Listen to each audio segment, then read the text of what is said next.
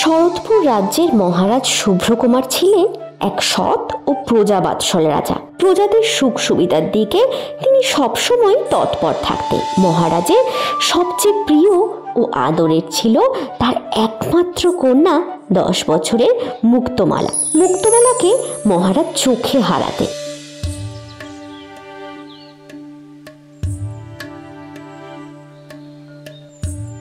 আস্তে আস্তে খেলো মা, যেন পড়ে যেও না।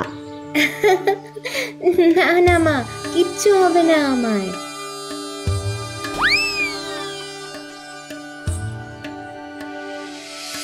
শোনো না শোনো না, তোমরা এই বাঁশি বাজিয়ে কোথায় যাচ্ছ গো? আমরা সাপের খেলা দেখাতে যাচ্ছি খুকি।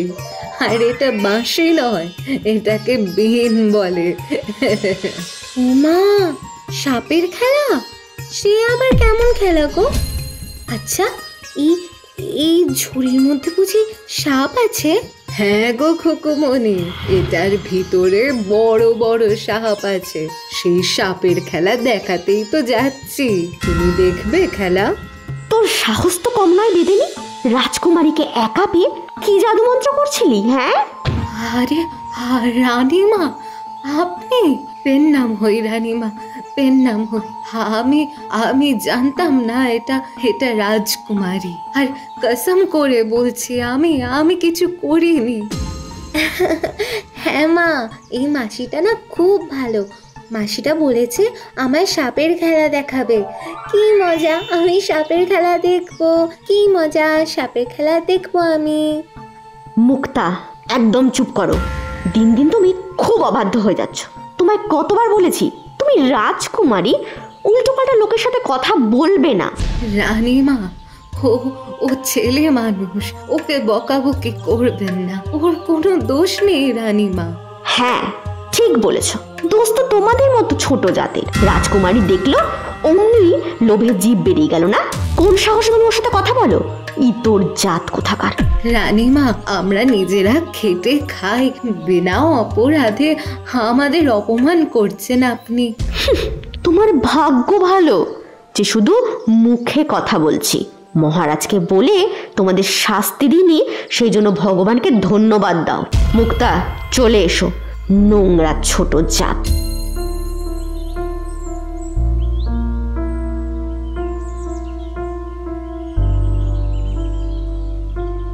আমরা বাঞ্জারা, ছোট জাত, তাই আমাদের কোনো ইজ্জত নেই। চলো চলো বেদিনী, চলো। সবার একদিন সময় আসে হিরো। वो ऊपर वाला है ना, वो कोई फर्क नहीं करता। भगवान ऊंच नीच कोनो दिन फर्क करेनी।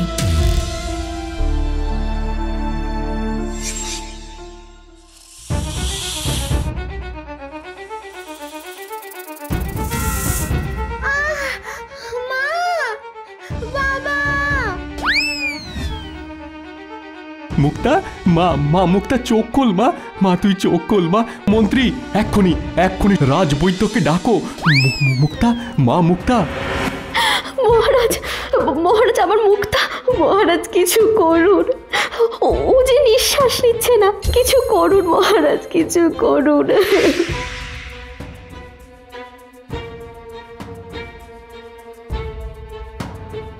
মহারাজ, নিশ্চয়ই আগের জন্মে কোনো পাপ করেছিলাম, তাই এই অধমের মুখ দিয়ে আজকে এই কথা বলতে হচ্ছে। মানে? রাজকুমারীর দেহে প্রাণের চিহ্ন নেই মহারাজ। রাজকুমারী আর বেঁচে নেই। রাজবৈদ্য, চুপ করো তুমি, নইলে এক্ষুনি তোমায় শুলে চড়াবো। বলো তুমি মিথ্যে কথা বলছো। তুমি মিথ্যে বলছো, বলো। ঈশ্বর করুন যেন আমার কথা মিথ্যে হয় মহারাজ, কিন্তু যেটা সত্যি সেটা হলো রাজকুমারীর দেহে বিষ ছড়িয়ে পড়েছে। মহারাজ, আপনি কথা দিয়েছিলেন মুক্তার কিচ্ছু হবে না। মহারাজ, আমার মুক্তাকে বাঁচান। মহারাজ, আমার মুক্তাকে বাঁচান। মন্ত্রী, এক্ষুনি সারা রাজ্যে ঠেরা পিটিয়ে দাও। হুকুম করুন মহারাজ। যেই কবিরাজ, বৈদ্য, হাকিম, মৌলবী, তান্ত্রিক, যে পারবে আমার মুক্তাকে বাঁচাতে, আমি আমার রাজ্যের অর্ধেক তাকে দিয়ে দেব। যাও গিয়ে বলো।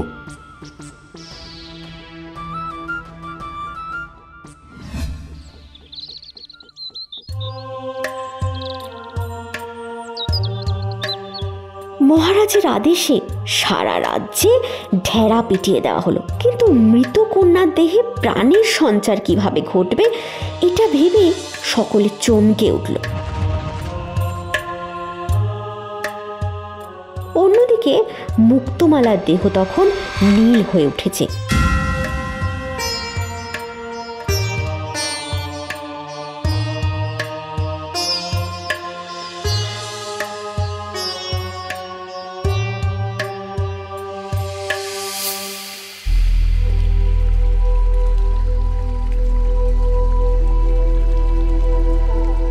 নাম হই মহারাজ, আমি বেদেনি তারা। আমি রাজ্যে আপনার ঢেরাও শুনে এসেছি, যদি অনুমতি দেন কিছু বলতে পারি। বেদেনি, এখন আমাদের মানসিক অবস্থা মোটেই ভালো নেই। রাজকুমারীর জন্য আমরা সকলেই স্তব্ধ। আমি রাজকুমারীর দেহে প্রাণ ফিরিয়ে দিতে পারি, সেই জন্যই তো এসেছি মন্ত্রী মশাই। তুমি আমার কন্যার প্রাণ ফিরিয়ে দিতে পারবে? হ্যাঁ মহারাজ, আমি রাজকুমারীর দেহে প্রাণ ফিরিয়ে দিতে পারবো। বেদিনী, যদি তোমার কথা সত্যি হয়, আমার রাজ্যের অর্ধেক তোমায় দিয়ে দেব। হ্যাঁ, তোমায় দিয়ে দেব। আমার রাজ্য সম্পত্তি কিচ্ছু চাই না মহারাজ, কিন্তু যদি আমি রাজকুমারীর প্রাণ ফিরিয়ে দিতে পারি তবে আমার ছেলের সাথে রাজকুমারীর বিয়ে দিতে হবে। বেদেনি, নিজের মর্যাদা ভুলে যেও না, সাবধান। তোমার এত সাহস, তুমি কি বলছো তুমি জানো? এক্ষুনি তোমায়। মন্ত্রী, দাঁড়াও। বেদিনী, তুমি সত্যি পারবে আমার কন্যার প্রাণ ফিরিয়ে দিতে? যদি সত্যি পারো, তুমি যেটা বললে সেইটাই হবে। আর যদি না পারো? না পারলে এক্ষুনি আপনার সামনে প্রাণ দিয়ে দেবো মহারাজ, প্রাণ দিয়ে দেবো, আমি কথা দিলাম। কিন্তু যদি রাজকুমারীর প্রাণ ফিরিয়ে দিতে পারি, আপনি আপনার কথা রাখবেন। কথা দিন আমায়। কথা দিলাম বেদিনী, কথা দিলাম। মুক্তমালা বেঁচে উঠলে আজ থেকে 8 বছর পর যখন সে সাবালিকা হবে, আমি তোমার পুত্রের সঙ্গে তার বিয়ে দেব, এই তোমায় কথা দিলাম।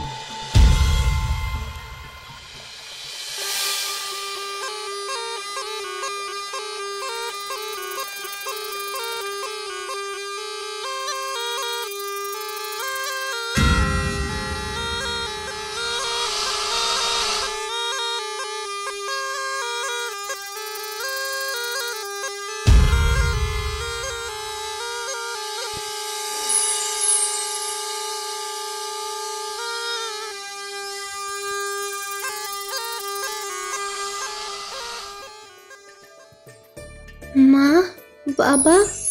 মুক্তা, আমার মা। মা, তোকে আমি ফিরে পেয়েছি। আমি ফিরে পেয়েছি তোকে, মুক্তা। সোনা মা আমার, হায় ঈশ্বর, শত কোটি ধন্যবাদ তোমায়। মুক্তা, সোনা মা। আমি তাহলে এখন আসি মহারাজ, সঠিক সময়ে ঠিক হাজির হয়ে যাব। আপনি আপনার কথা মনে রাখবেন। চললাম। এরপরে দেখতে দেখতে কেটে গেছে 8 বছর। সকলের আদরের মুক্তমালা আজকে কৈশোর পেরিয়ে যৌবনে পা দিল। আজকে তার 18তম জন্মদিন। রাজপ্রাসাদের সকলেই সেই নিয়ে ব্যস্ত। মহারাজের মনে কিন্তু শান্তি নেই। মহারাজ, আজকে রাজকুমারীর জন্মদিন, কিন্তু আপনাকে এত বিষণ্ণ আর বিচলিত দেখাচ্ছে কেন? মুক্তার জন্মদিন বলেই আরো চিন্তিত হয়ে আছি মন্ত্রী। এই এতগুলো বছর ধরে ওই একটা ভয় তো আমায় তাড়া করে নিয়ে বেড়াচ্ছে। ভয়? কিসের ভয়? আপনার কথা তো আমি কিছুই বুঝতে পারছি না মহারাজ। উফ, মন্ত্রী, আজ থেকে 8 বছর আগে সেই বেদিনী তারার কথা তুমি ভুলে গেলে কি করে? বেদিনী তারা?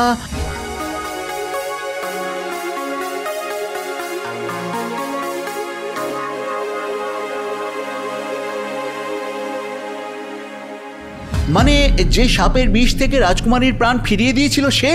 হ্যাঁ মন্ত্রী, হ্যাঁ। আবেগের বশে তাকে আমি কথা দিয়েছিলাম। সে বলেছিল মুক্তার 18 বছরের জন্মদিনে সে আসবে। মহারাজ, আপনিও পারেন বটে।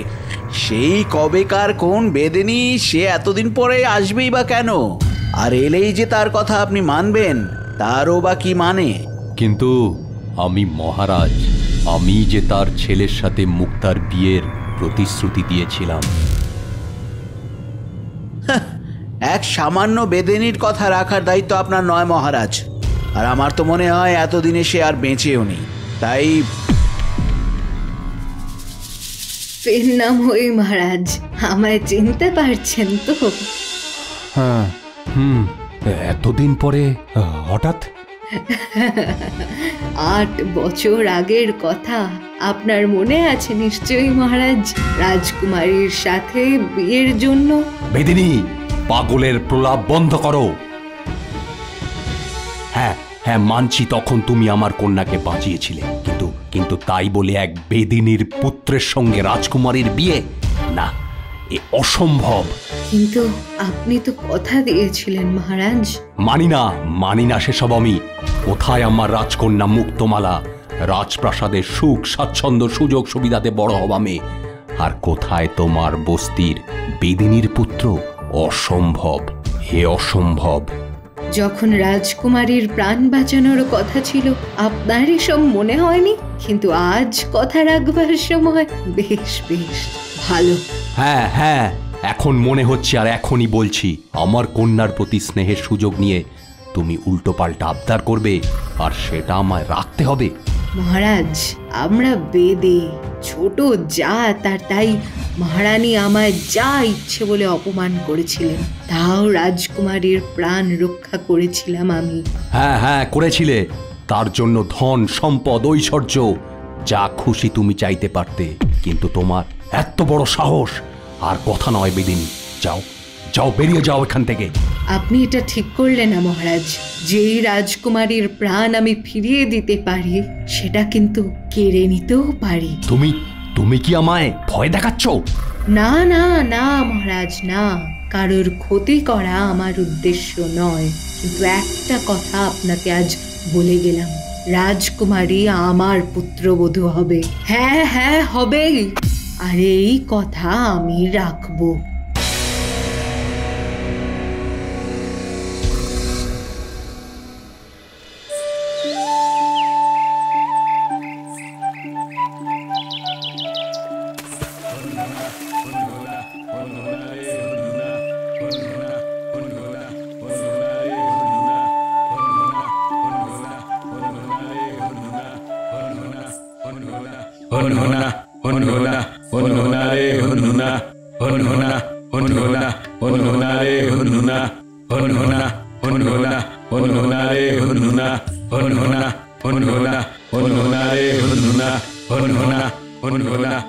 বেহারা ভাইরা, একটু তাড়াতাড়ি চলো গো, সন্ধে হতে যায়। এখনো যে রাজপ্রাসাদ অনেক দূরে।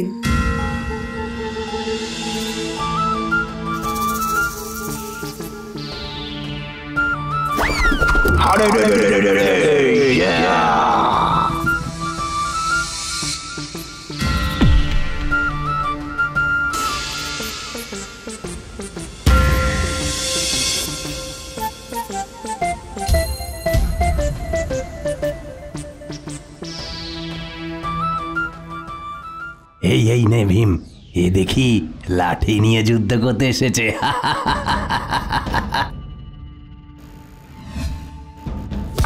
বাঁচাও! কিরে, আর কেউ যুদ্ধ করতে আসবি নাকি? আয়।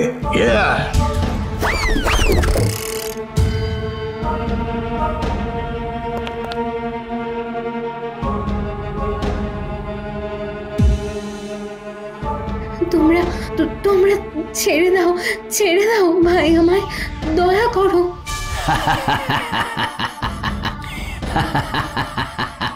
ভীম, এ তো মেঘ না চাইতেই জল রে। এই চল না, বল ছাড় না। মাইরি কি দেখতে ভাই, মন প্রাণ সব জুড়িয়ে গেল। এবার তো শুধু গয়না নয়, অন্য কিছুতেও লোভ লাগছে।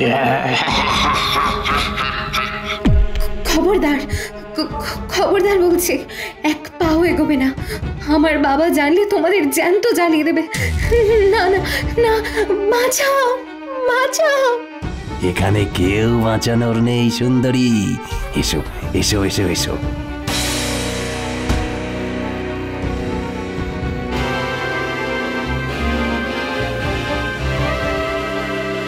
আর এক পা এগোলে নির্ঘাত মৃত্যু।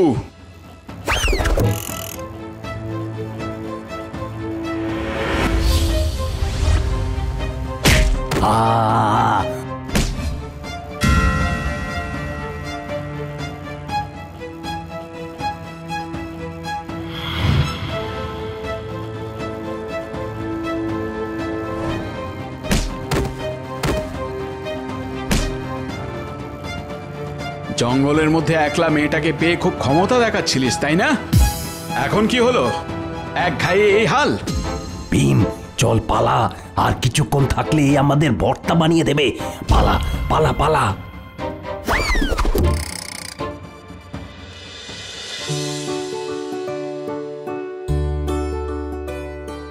আপনি আপনি ঠিক আছেন তো?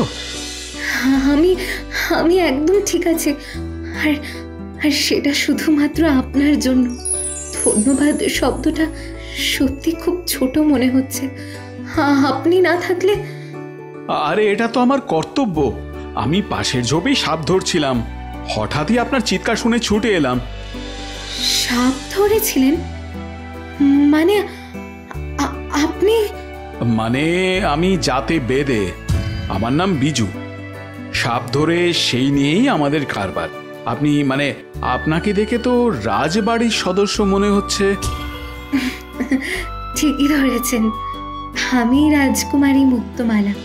এক সইয়ের কাছে গেছিলাম, ফিরতে সন্ধে হয়ে গেল। আর তখনই আপনি আপনি রাজকুমারী? ক্ষমা করবেন রাজকুমারী, আমি আপনাকে চিনতে পারিনি।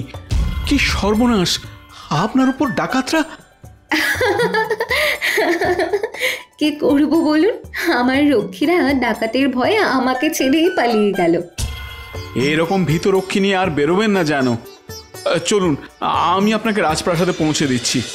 আমি আছি, কোনো ভয় নেই। মুক্তমালার মনে তখন মুগ্ধতার ছোঁয়া লেগেছে যেন। বিজুর সাহসিকতা মুগ্ধ করেছে তাকে। এক অজানা আবেগ যেন রাঙিয়ে দিয়েছে তখন দুটো মনকেই।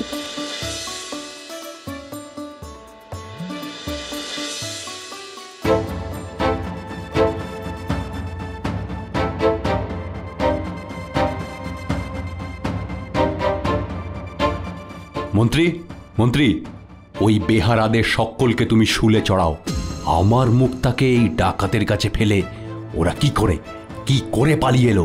হ্যাঁ মহারাজ, আপনি শান্ত হন। এখন আমাদের মুখ্য উদ্দেশ্য রাজকুমারীকে উদ্ধার করা। কে জানে এখন কি অবস্থায় আছে সে।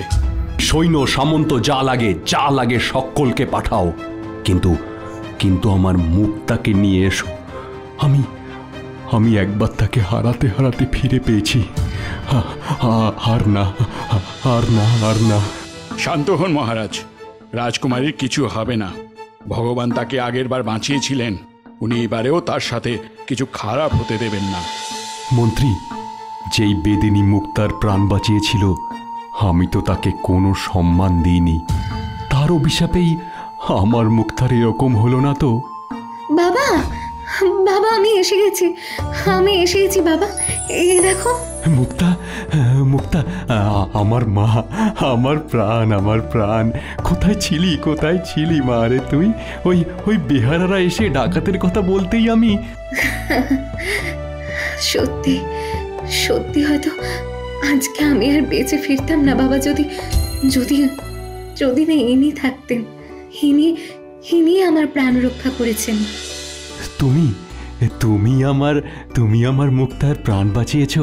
মন্ত্রী, এক্ষুনি ওকে 1 থলি স্বর্ণ মুদ্রা উপহার দাও। এত সাহসিকতা তোমার? কে তুমি? প্রণাম মহারাজ, আমি বিজু, বেদিনী তারার পুত্র। আমিও বেদে। মহারাজ, আমি আমার কর্তব্য পালন করেছি মাত্র, উপহারের প্রয়োজন নেই আমার। এই স্বর্ণ মুদ্রা শুধু উপহার নয়, এটি আপনার সাহসিকতা ও পরোপকারের পুরস্কার মাত্র। আপনি আপনি যা করেছেন তা অতুলনীয়। আপনাদের অনেক ধন্যবাদ। আমায় আজ্ঞা দিন মহারাজ, আমি আসি। মহারাজ তখন নির্বাক। কেবল মাথা নেড়ে সম্মতি জানাতেই বিজু রাজসভা থেকে প্রস্থান করে। কিন্তু মহারাজ স্পষ্ট দেখতে পান মুক্তমালার চোখে তখন এক অনির্বচনীয় অনুভূতি, যা তিনি আগে কখনো দেখেননি।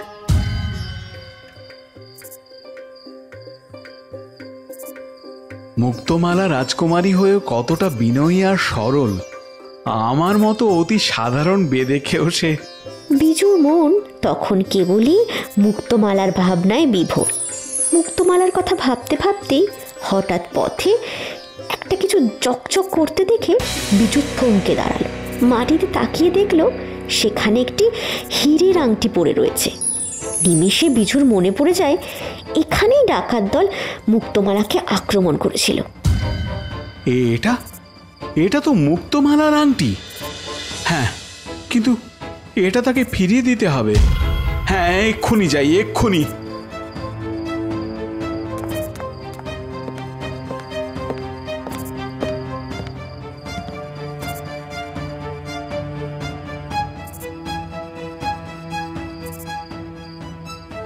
প্রহরী, আমি বিজু। একটু আগে রাজকুমারীকে পৌঁছে দিয়ে গেছিলাম। আমায় দয়া করে ভেতরে যেতে দিন। এরকম সবাই বলে, রাত কটা বাজে খেয়াল আছে? বাড়ি যাও ছোকরা। কিন্তু রাজকুমারী আমায় চেনে। আমায় একটিবার ভেতরে যেতে দিন। ভাই, কি বললাম শুনতে পেলে না? যাও, এক্ষুনি বাড়ি যাও, নালে লাঠি মেরে তাড়াবো একেবারে যত সব।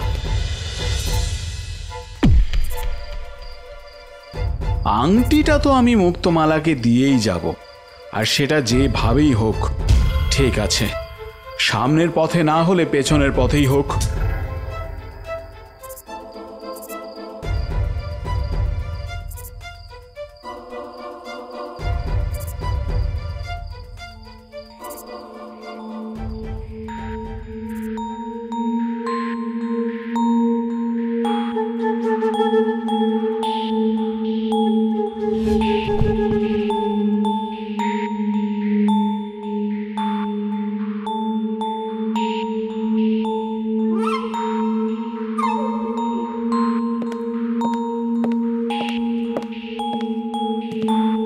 না না সুতপা, না, এটা কাকতালীয় ব্যাপার নয়।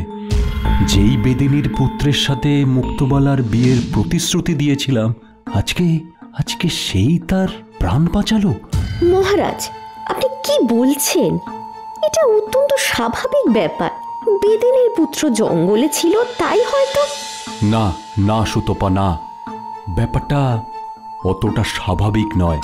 আজ থেকে 8 বছর আগে বেদিনী তারা যখন মুক্তমালার প্রাণ বাঁচিয়েছিল, সে আমার কাছ থেকে কথা নিয়েছিল। কারণ সেই বেদিনী একটি অত্যন্ত ধূর্ত মহিলা, আর আমাদের রাজকন্যার বিবাহ একটা বেদিনীর পুত্রের সাথে হওয়া কখনোই সম্ভব নয় মহারাজ। কিন্তু বেদিনী মুক্তমালাকে বাঁচিয়ে তার কথা রেখেছিল সুতপা, কিন্তু আমি আমার কথা রাখিনি। আর আজকে সে আবার মুক্তার প্রাণ বাঁচালো। হায় হায় ভগবান!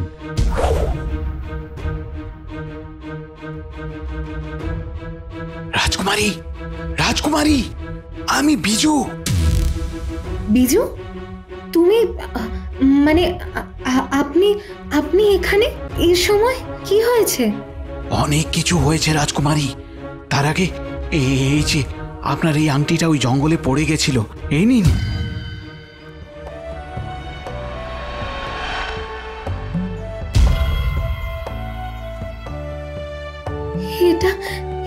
এটা তুমি কি করলে? কোনো অবিবাহিত কন্যার হাতে আংটি কেবল তার বাগদত্তা পড়াতে পারি। এটা তুমি কি করলে? আমায় ভুল বুঝবেন না, আমি বুঝতে পারিনি। কিন্তু এটা সত্যি রাজকুমারী, আমি আপনার বাগদত্তা। মানে এটা এটা কি বলছো তুমি? তার তার মানে কি? ছোটবেলায় আমার মা আপনার প্রাণ বাঁচিয়েছিলেন বলে মহারাজ কথা দিয়েছিলেন যে আপনার সাথে আমার বিবাহ হবে, কিন্তু মহারাজ সেই কথা রাখেননি।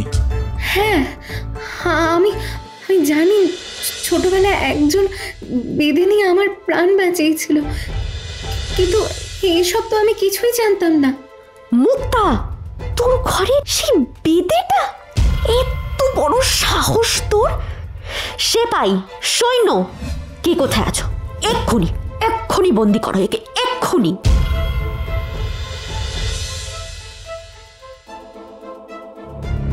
মা, মা তুমি এটা কি বলছো? বিজু কোনো খারাপ উদ্দেশ্যে আমার ঘরে আসেনি। ওই ওই আংটিটা দিতে এসেছিল খালি।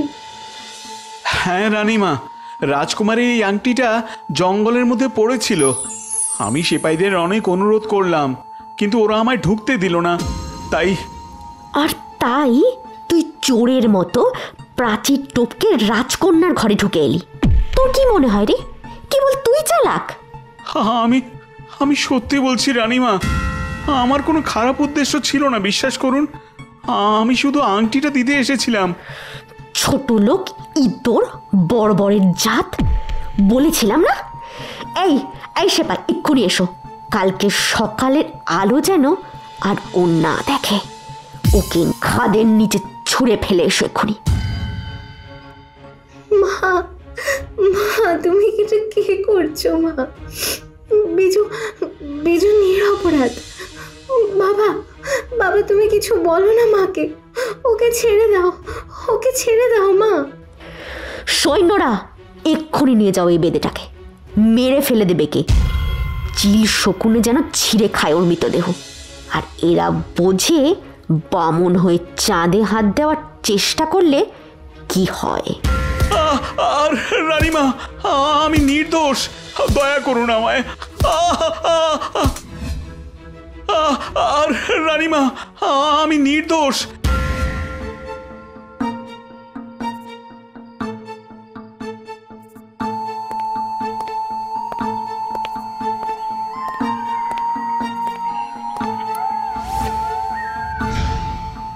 বেটা বেদে, রাজকন্যার দিকে চোখ তুলিস তুই? মা, ও বেটা বজ্জাত, এই নে, এই নে। ও মা, লাগছে, ভগবান। মা, ও মা, ও কি যন্ত্রণা।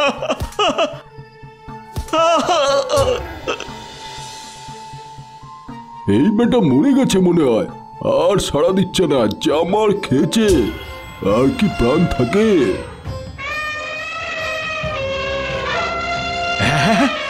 হাতির ডাক। তার মানে জঙ্গলের ভেতর থেকে হাতি এদিকে আসছে। ওরে বাবা রে, পালা ভাই পালা, নইলে বুনো হাতির পায়ের চাপে আমরা চিড়ে চাপটা হয়ে যাব ভাই। হ্যাঁ হ্যাঁ, এমনিতেই হাতির পালে সেই বেটাকে ভক্ত বানিয়ে দেবে।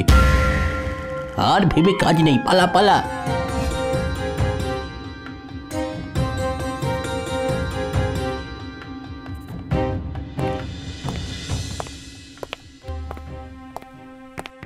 রানীমা, মহারাজ, ওই ছোকরাটাকে মেরে জঙ্গলের শেষ খাদে ফেলে এসেছি, যেমনটা আপনি বলেছিলেন। না না না, কেন কেন এরকম করলে তোমরা? হ্যাঁ, কেন করলে? একটা নিরীহ প্রাণ তোমরা কেড়ে নিলে এভাবে। তোমাদের এই অধিকার কে দিল? হ্যাঁ, কে দিল তোমাদের? মুক্তা, যা করেছি বেশ করেছি, কিন্তু তুই তুই এত তোলা হচ্ছিস কেন? ব্যাপারটা কি বলতো? কারণ আমি নিজেকে ভালোবাসি। হ্যাঁ হ্যাঁ হ্যাঁ, আমি ওকে ভালোবাসি, ভালোবাসি। আমি সারা জীবন বাসবো। মুক্তা, খবরদার, খবরদার বলছি। কি দেখেছিস, কি দেখেছিস তুই ওই ছোট লোক বেদেটার মধ্যে? এইভাবে রাজবংশের মান সম্মান সবকিছু জলাঞ্জলি দিয়ে দিলি তুই। কি দেখেছি? সততা, সরলতা, সাহসিকতার, আর সবচেয়ে বড় বিশ্বাসযোগ্যতা, যেটা যেটা তোমাদের মধ্যে নেই। মুক্তা, নিজের মর্যাদা ভুলে যেও না। তুমি তোমার মায়ের সাথে কথা বলছো। রাজবংশের সমস্ত সম্মান ওই সামান্য ছেলের জন্য তুমি? তাই নাকি বাবা? যখন আমার প্রাণ বাঁচিয়েছিল ওর মা, আর তুমি তাকে কথা দিয়েছিলে আমার সঙ্গে তার ছেলের বিয়ে দেবে, তখন মনে হয়নি? হ্যাঁ, তখন মনে হয়নি ও একটা সামান্য ছেলে? মুক্তা, আর একটাও কথা না। মহারাজ, আজকে এক্ষুনি সুবর্ণপুরের রাজপুত্রের সাথে মুক্তার বিবাহের দিন পাকা করে ফেলুন, আর এক মুহূর্ত নয়। দোহাই মা, দোহাই, দোহাই করো মা। আমার আমার আমার বিজুকে ফিরিয়ে দাও মা, ফিরিয়ে দাও।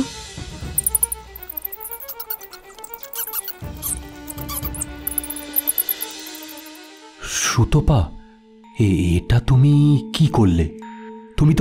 তুমি তো ভালো করেই জানো সুবর্ণপুরের রাজকুমার এক দুশ্চরিত্র, লম্পট। তার সাথে মুক্তার বিয়ে? মহারাজ, ওই রকম একটু আধটু চারিত্রিক দোষ সব রাজবংশেই থাকে, আর ওই বেদেটাকে ভোলার জন্য মুক্তার বিবাহ এক্ষুনি আবশ্যক। তাই বলে ওই রকম একটা ছেলের সাথে?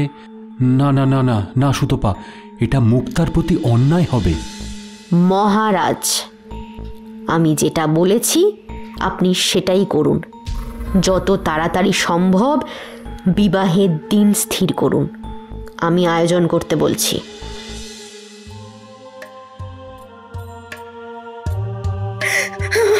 কেন বিজু, কেন? হ্যাঁ, কেন?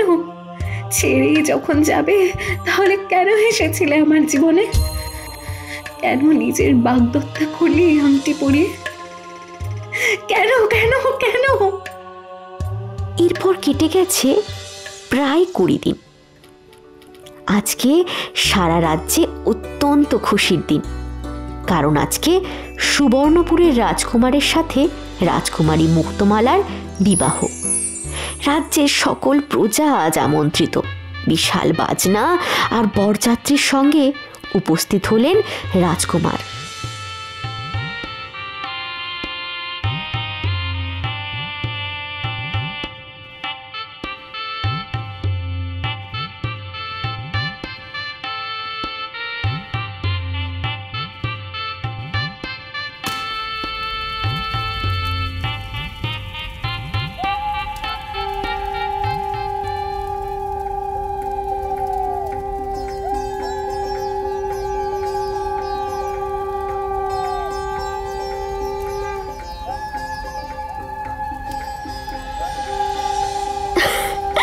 মহারাজ, আপনাকে অনেক শুভেচ্ছা।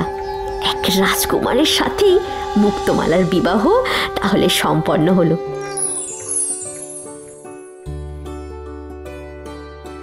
বন্ধ করো, বন্ধ করো, এক্ষুনি বন্ধ করো। এ বিয়ে অসম্ভব, অসম্ভব এ বিয়ে। এসব কি বলছেন মহারাজ? কি হয়েছে কি? রাজপ্রহরী এসে খবর দিয়ে গেল যে সুবর্ণপুরের রাজকুমারকে কেউ জঙ্গলের মধ্যে গাছে বেঁধে রেখে গেছে। তবে তবে এটা কে?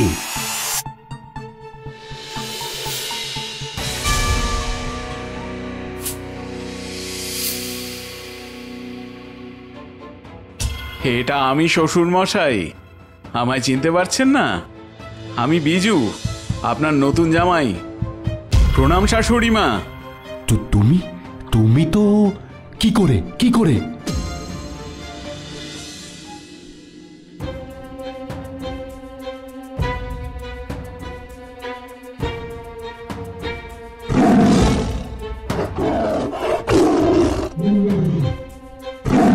ও বাঘ, পালাও।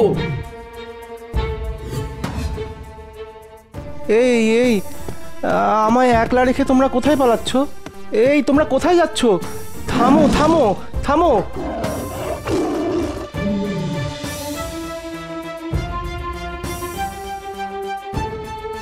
এসেছে, আমায় বাঁচাতে এসেছে। ধন্যবাদ ভাই, ধন্যবাদ। এটা এটা কে? তার মানে আসল বাঘ নেই? এই আমায় ছাড়ো, রাজকন্যা আমার অপেক্ষা করছে। হ্যাঁ, কিন্তু সেটা করছে শুধু তোমার স্বপ্নে, বুঝলে বাছা? আর হ্যাঁ, এটা বাঘ নয়, বাঘিনী, আমার মা। তার তার মানে? মানে মানে তুমি এখানে দাঁড়িয়ে খাও আঙুর দানা, আর আমি চললাম আনতে রাজকন্যা।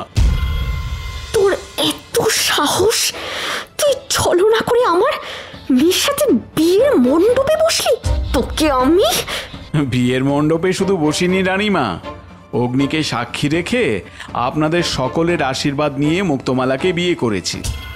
নিন, আমাদের আশীর্বাদ করুন মা বাবা। মানি না, এই বিয়ে আমি মানি না। ছল করে বিয়ে করে বলছিস আশীর্বাদ করুন? এই এই সৈন্য, কে আছো? কে আছো? বন্দি করো, বন্দি করো এক্ষুনি ওকে। এক পাও এগোবে না কেউ। ও আমার স্বামী, আর ওর কোনো অপমান আমি আর হতে দেব না। অনেক সহ্য করেছি, আর না। মুক্তা, ও তোর যোগ্য নয়। তুই ওর জন্য নিজের মা বাবার বিরুদ্ধে কথা বলছিস? মা বাবা তো তারা হয় যারা সন্তানের ভালো চায়, কিন্তু কিন্তু তোমরা তোমরা নিজেদের মিথ্যে আভিজাত্যের জন্য একটা লম্পটের সাথে আমার বিয়ে দিতে দুবার ভাবনি। কিন্তু আমার কথা শেষ হয়নি বাবা। তুমি তো মহারাজ, তোমার কর্তব্য প্রজাদের কল্যাণ করার, আর তুমি একটা নিষ্পাপ ছেলের প্রাণ নিতে আদেশ দিয়ে দিলে। আমি যা করেছি তোর তোর ভালোর জন্যই মা। তাহলে এটাই জেনে নাও, এটা আমার স্বামী, আর আমি ওর সাথেই থাকতে চাই। চুপ চুপ চুপ! সৈন্য, মন্ত্রী, কে আছো? বন্দি করো এদেরকে, বন্দি করো। কাল কুট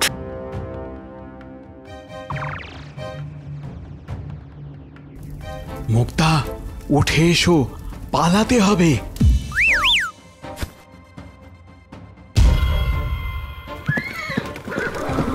সৈন্য, সেনাপতি, অপদার্থ মূর্খের দল! তোমাদের সামনে দিয়ে রাজকন্যাকে নিয়ে গেল ওই বেদেটা, আর তোমরা দাঁড়িয়ে দেখছো। হ্যাঁ হ্যাঁ, কি করবো এখন রানীমা? আমার মুন্ডু করবে।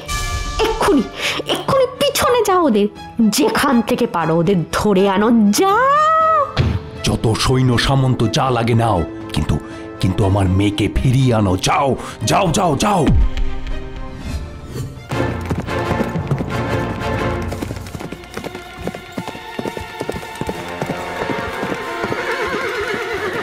এই যে শুনছো, সেই কখন থেকে আমাকে নিয়ে ছুটে চলেছ। কিছু বলো এবার, আমি তো কিছুই বুঝতে পারছি না। আজ থেকে তুমি শুধু আমার, আর আমি তোমার। আর কি বুঝতে চাও? ধ্যাৎ, তুমিও না। ইস, সেই কথা তো জানি, যেটা জানি না সেটা বলো।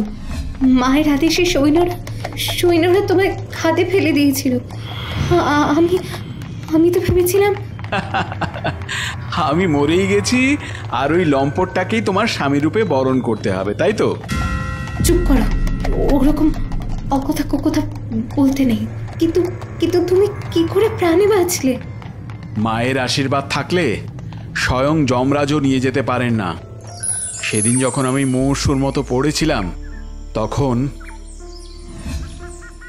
হাতের ডাক ডেকে তো সৈন্যদের তাড়িয়ে দিলাম, কিন্তু আবার বিজু, আমার বাচ্চা, আমার প্রাণ, কি হলো তোর? হায় ভগবান, এই পৃথিবীতে ও ছাড়া আমার কেউ নেই।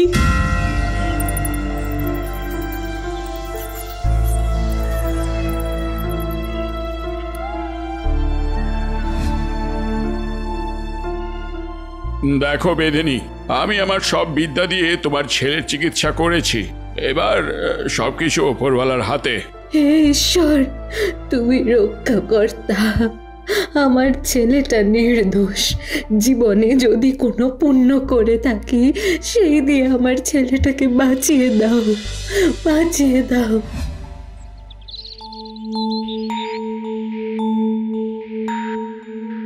শোনো শোনো শোনো, আগামী 4ঠা অগ্রহায়ণ হবে রাজকন্যা মুক্তমালার শুভ বিবাহের অনুষ্ঠান। আপনাদের সকলকে মহারাজ জানিয়েছেন সাদর আমন্ত্রণ। শোনো শোনো শোনো শোনো শোনো শোনো, আগামী 4ঠা অগ্রহায়ণ হবে রাজকন্যা মুক্তমালার শুভ বিবাহের অনুষ্ঠান। মুক্তমালার বিয়ে? না, এ হতে পারে না। মুক্তমালা তো আমায় ভালোবাসে। বড় লোকদের আবার ভালোবাসা? লোকে ঠিকই বলে বাবা, বামন হয়ে চাঁদে হাত দেওয়ার কথা ভাবতে নেই। মুক্তমালা ওরকম নয় মা, ওর চোখে আমি দেখেছি। আর ওর বাবা তো তোমায় কথা দিয়েছিল মা, তাহলে ওর সাথে অন্য কারোর বিয়ে কিভাবে হতে পারে? ওদের মুখের কথার কোনো দাম নেই রে বাবা, ছেড়ে দে ছেড়ে দে।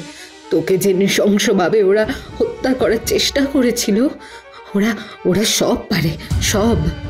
না মা, আমি হার মানব না। মুক্তমালা আমায় ভালোবাসে, আমি ওকে নিজের করবই করব। বিজু, এই অসম্ভব আছে। অনেক কষ্টে তোকে ফিরে পেয়েছি আমি, তোকে আর ওই পাষণ্ডগুলোর হাতে হাতে ফিরিয়ে দিতে পারবো না আমি। মা, এটা শুধু আমার ভালোবাসা নয়, এটার সাথে জড়িয়ে আছে তোমার সম্মানও। আমায় যেতে দাও মা, আমার কিছু হবে না। তুমি শুধু আমায় আশীর্বাদ করো। তারপরেই মায়ের সাহায্যে সুবর্ণপুরের রাজকুমারকে জঙ্গলে বেঁধে রেখে এসে তোমায় বিয়ে করলাম। মা না থাকলে এগুলো সম্ভবই হতো না। সত্যি গো, চলো এখন বরঞ্চ তার কাছেই চলো। নতুন জীবন শুরু করার আগে তার আশীর্বাদই আমাদের প্রয়োজন। না মুক্তা, না। এখন আমাদের পাগলের মতো খুঁজে বেড়াচ্ছে মহারাজের সৈন্যদল। ওরা আমাদের বাড়ি চেনে, ওখানে ফিরলে সর্বনাশ হবে। সে কি? তবে তোমার মা, সে তো... সেই চিন্তা নেই মুক্তা। মা আগে থেকেই এক গোপন স্থানে আশ্রয় নিয়েছে। রাজ্যের বাইরের সীমানায় এক আদিবাসী গ্রাম আছে। আমরা এখন সেখানেই আশ্রয় নেব। জানি তোমার কষ্ট হবে, কিন্তু... ধুর বোকা, কিসের আবার কষ্ট? তোমার সাথে যেখানেই থাকবো, আমার কাছে সেটাই রাজপ্রাসাদ। এই তো রাজ্যের শেষ প্রান্ত, নদীর ধারে এসে পড়েছি আমরা। চলো এখানে কিছুক্ষণ জিরিয়ে নিয়ে...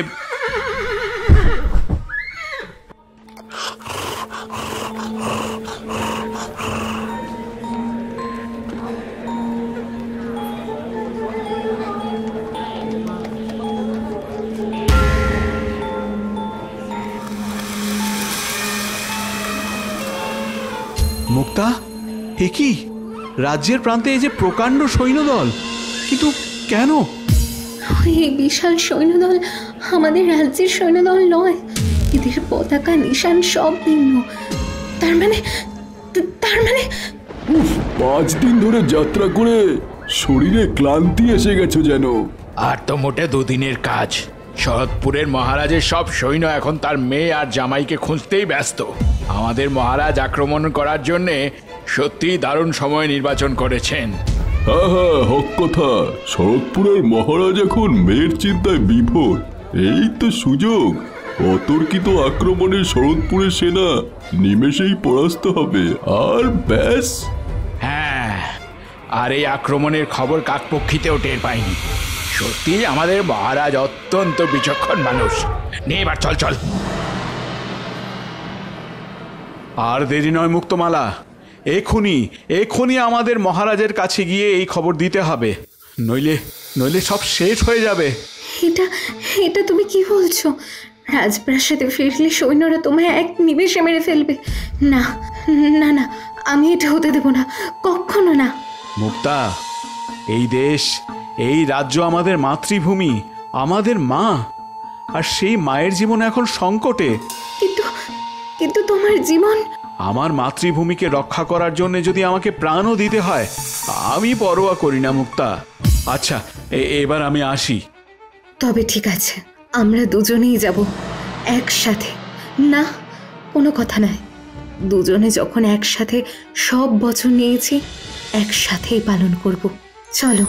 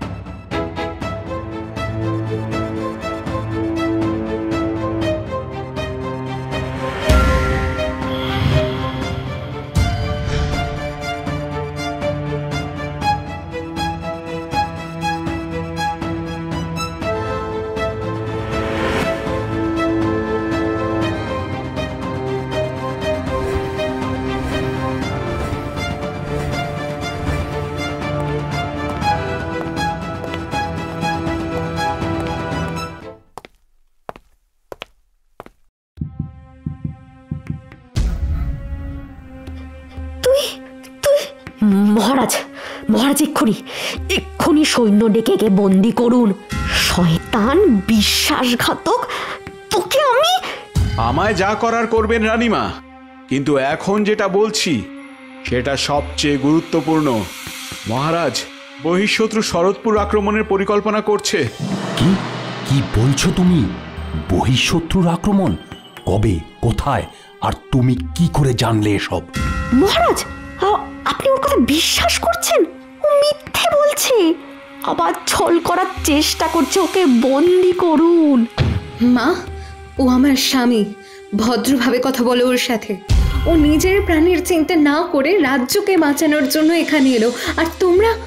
তুইও ওই বজ্জাত্তার চক্করে পড়ে তুইও মিথ্যে বলছিস মুক্তা? মহারানী চুপ করো। মন্ত্রী, এক্ষুনি রাজ্যের শেষ প্রান্তে সেনা মোতায়েন করো, আর এক্ষুনি খবর নাও রাজ্যে বহিঃশত্রুর আক্রমণের। মহারাজ, যদি আমি একটু মিথ্যে বলি, আমায় যা শাস্তি দেবেন মাথা পেতে নেব আমি।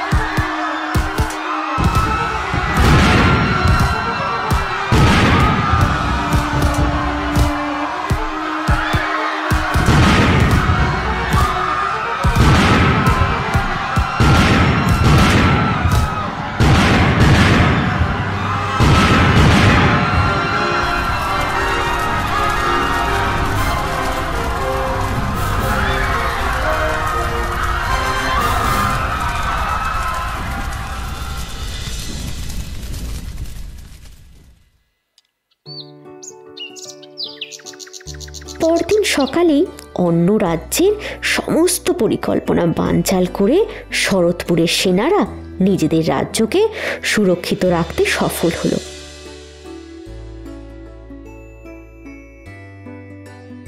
বিজু, ধন্যবাদ, তোমায় অশেষ ধন্যবাদ। সঠিক সময় তুমি খবর না দিলে আজকে যে সব শেষ হয়ে যেত। আমি শুধু আমার কর্তব্য পালন করেছি মহারাজ, আর ছদ্মবেশে মুক্তমালাকে বিয়ে করেছি বলে আমায় ক্ষমা করবেন। না বিজু, না, ভুল আমার ছিল। ভগবান আমায় বারবার সংকেত দিয়েছিলেন, আমি সেটা অবহেলা করেছি। তুমি আমার যোগ্য জামাই। মহারাজ, এটা আপনি কি বলছেন? চুপ চুপ, একদম চুপ। তোমার কথা শুনে আমি অনেক ভুল করেছি, কিন্তু আর একটা কথাও না। বাবা, আমায় ক্ষমা করে দাও বাবা।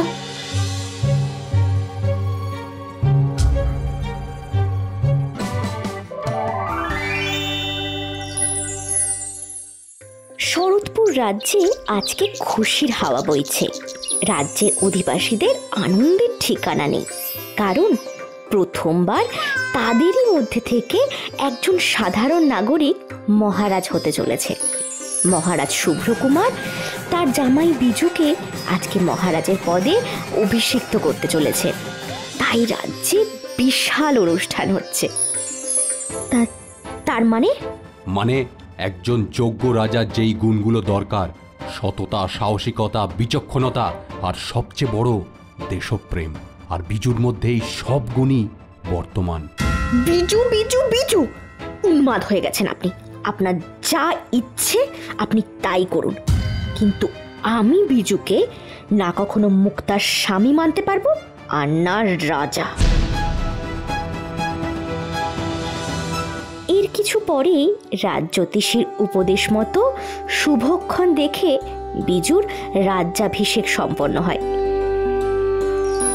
শঙ্খ উলুধ্বনিতে পরিপূর্ণ হয়ে ওঠে রাজপ্রাসাদ। বিজুকে রাজমুকুট আর রাজপোশাকে দেখে মুক্তমালার চোখে আনন্দাশ্রু এসে যায়। মহারাজ, আমায় আপনি আশীর্বাদ করুন। আপনার দেওয়া এত সম্মান আর গৌরব যেন আমি রক্ষা করতে পারি। আমার আশীর্বাদ সব সময় তোমার সাথে রয়েছে। মনে রেখো, এই রাজমুকুট আর সিংহাসন দেখতে যতটাই সুন্দর ততটাই কণ্টকিত। আপনি আর মুক্তার মতো পথপ্রদর্শক থাকলে আমি নিশ্চিত সমস্ত বাধা অতিক্রম করতে পারবো। আমি সব সময় তোমার পাশে আছি। ঈশ্বর তোমার মঙ্গল করুন।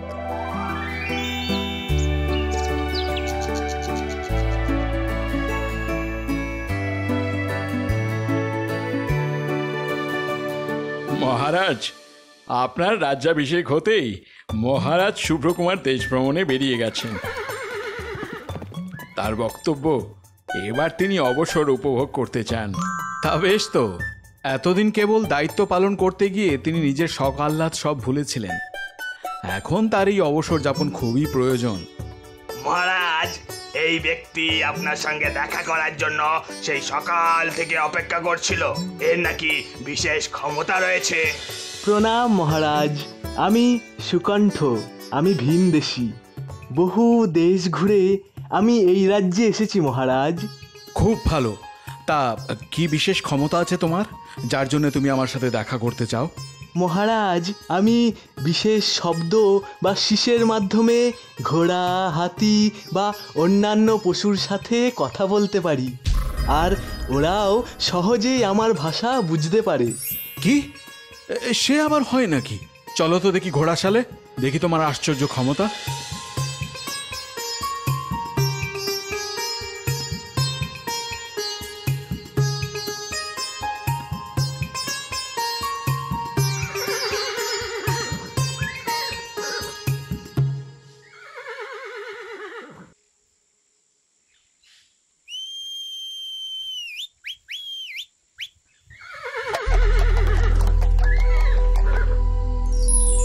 বাহ, চমৎকার!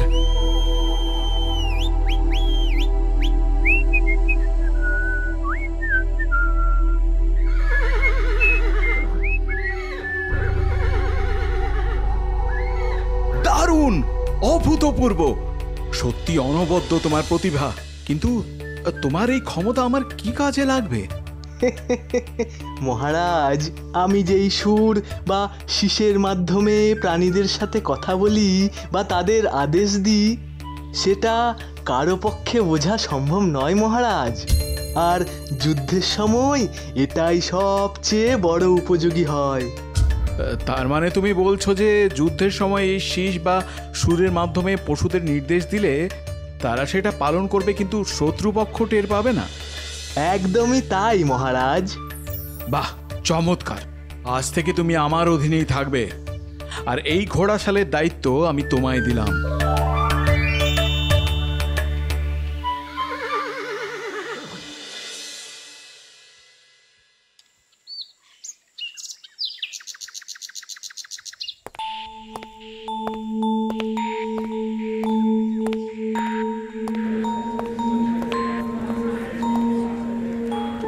এ কি? এই গভীর জঙ্গলে মানুষের গলার স্বর পাচ্ছি। যতদূর জানি এই গভীর জঙ্গলে কাঠুরেরাও খুব একটা প্রবেশ করে না। দেখি তো। বিষ্টু, এবারও বোধহয় ভুল হয়ে গেল। এই জঙ্গলও সেই জঙ্গল নয় রে। না না না, আমার হিসাব ভুল হতে পারে না। আশেপাশের 4টে রাজ্যের মধ্যস্থলে এই জঙ্গলটাই পড়ছে, আর আর মানচিত্র তো তাই বলছে। দূর দূর, প্রতিবার তুই এই একই কথাই বলিস। এই করে করে জীবন যৌবন সব জলাঞ্জলি দিলাম। আহ, তুই বড়ই অধীর। আমি তোকে বলছি, এই সেই জঙ্গল। যদি সেই জিনিস থেকে থাকে তবে এখানেই আছে, নইলে কোথাও নেই। এদেরকে তো আগে দেখেছি বলে মনে হয় না। আর এদের কথাবার্তাও বেশ সন্দেহজনক। এরা গুপ্তচর নয় তো? এই যে তোমরা কারা আর কোথা থেকে এসেছো? আমরা আমরা ঘুরতে এসেছি। কি ঘুরতে এসেছো? তাও এই জঙ্গলের মধ্যে? এটা কি মশকরা হচ্ছে? হ্যাঁ, এই তোমরা গুপ্তচর নও তো? গুপ্তচর? বাবা, না না না না না, বিশ্বাস করুন বিশ্বাস করুন, আমরা আমরা এখানে কেবলমাত্র উড়ন্ত। আমরা এই রাজ্যের বিভিন্ন স্থানে ঘুরতে এসেছি। হ্যাঁ হ্যাঁ হ্যাঁ, শুনেছি এখানে অনেক সুন্দর সুন্দর জায়গা রয়েছে। হ্যাঁ, আছে তো। আর তার মধ্যে সবচেয়ে সুন্দর জায়গা হলো রাজ কারাগার। আর তোমাদের এখন সেখানেই ভ্রমণ করাতে নিয়ে যাচ্ছি, চলো। দোহাই দোহাই আপনার, আমরা কিছু করিনি, আমাদের বিশ্বাস করুন, আমাদের যেতে দিন। চাপ! ভিন রাজ্য থেকে এসে এই জঙ্গলের মধ্যে দাঁড়িয়ে সন্দেহজনক কথাবার্তা বলছো, আর তোমাদের ছেড়ে দেব? কখনো নয়। চলো চলো আমার সাথে রাজার কাছে।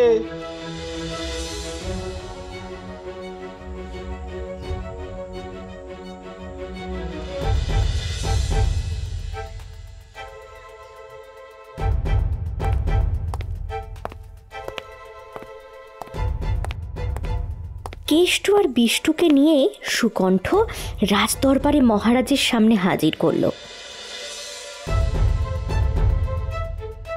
সমস্ত বর্ণনা শুনে মহারাজ বিজু অত্যন্ত উদ্বিগ্ন হয়ে পড়লেন।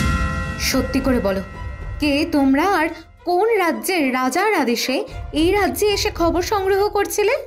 হ্যাঁ, উত্তর দাও। মনে রেখো, মিথ্যে কথা বললে কিন্তু মৃত্যু অনিবার্য। মহারাজ বিশ্বাস করুন, আমরা গুপ্তচর নই। আমরা শুধুমাত্র ভ্রমণের উদ্দেশ্যে এসেছিলাম। ভ্রমণের উদ্দেশ্যে এসে জঙ্গলের মধ্যে ঘাপটি মেরে বসেছিলে? সুকণ্ঠ, তুমি বলো ওরা কি বিষয়ে কথা বলছিল? মহারানী, ওরা দুজনে একটা মানচিত্র নিয়ে কিছু জিনিসের সন্ধান করছিল, আর বলছিল সেই জিনিস থাকলে এই অঞ্চলের মধ্যেই রয়েছে। মহারাজ, এইরকম কিচ্ছু ঘটেনি। আমরা অতি সাধারণ কিছু জিনিস নিয়ে আলোচনা করছিলাম। ঠিক আছে, তার মানে তোমরা সত্যিটা বলবে না, তাই তো? সৈন্যরা, কে কোথায় আছো? এদের দুজনকে গুপ্তচর সন্দেহে শুলে চড়ানোর ব্যবস্থা করো। না না না, দোহাই মহারাজ, দোহাই। আমি সব বলছি। আমরা দুজনে এখানে ওই আলাদিনের জাদুই উড়ন্ত মাদুরের সন্ধানে এসেছিলাম। জাদুই মাদুর?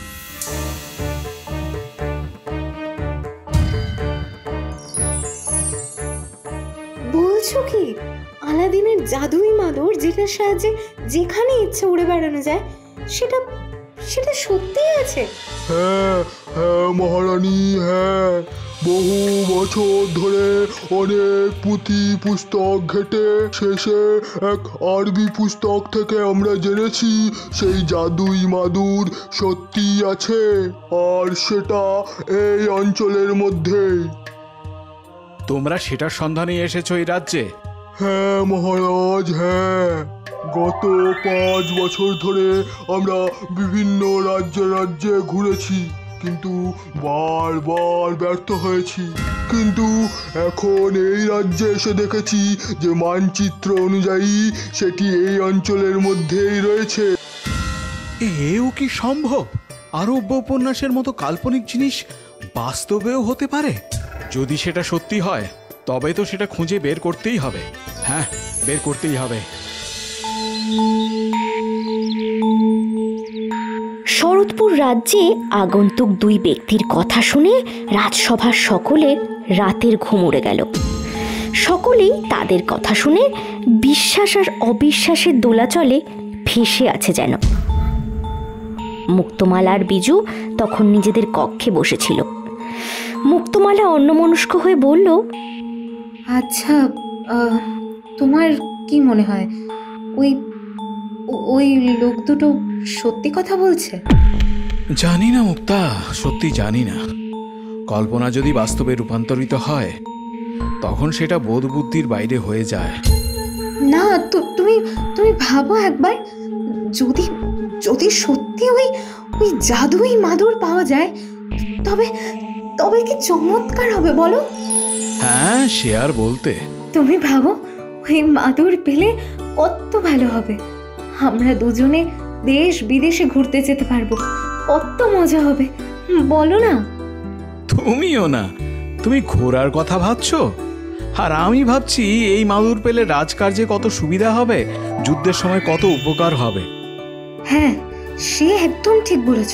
কিন্তু কিন্তু যদি সত্যি ওই মাদুর থেকে থাকে, তবে সেটা পেলে ওরা দুজন কি আদৌ সেটা দিতে চাইবে?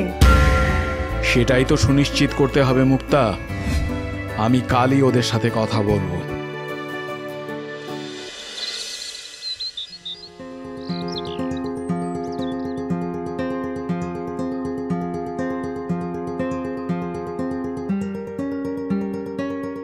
দেখো, তোমরা দুজন যে জাদুই মাদুরের কথা বলছো, সেই মাদুরের সন্ধানে যাবার জন্যে আমার লোকেরা তোমাদের সাহায্য করবে। এ তো খুব ভালো উদ্যোগ মহারাজ, আপনাদের অনেক অনেক ধন্যবাদ। তবে একটি বিষয়ে আমি খোলাখুলি তোমাদের সাথে কথা বলে নিতে চাই। হ্যাঁ, বলুন মহারাজ।